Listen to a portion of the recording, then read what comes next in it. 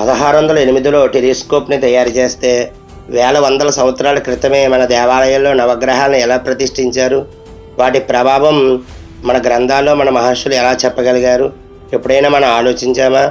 ఇప్పుడు తెలుసుకుందాం రండి.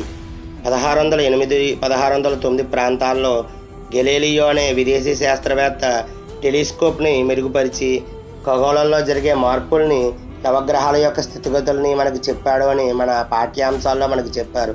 కానీ దానికన్నా వేల వందల సంవత్సరాల క్రితమే మన దేవాలయాల్లో నవగ్రహాల యొక్క ఆకారాలను ప్రతిష్ఠించారు. వాటి ప్రభావం మానవుడి మీద ఎలా ఉంటుంది అని మన గ్రంథాల ద్వారా మనకి చెప్పగలిగారు.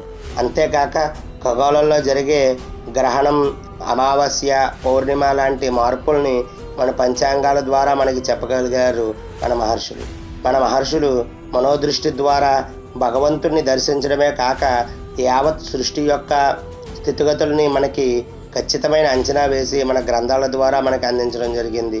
ఇంతటి మేధో సంపత్తి కలిగిన సనాతన ధర్మం నేడు వ్యాపార రంగంగా మారిపోయింది.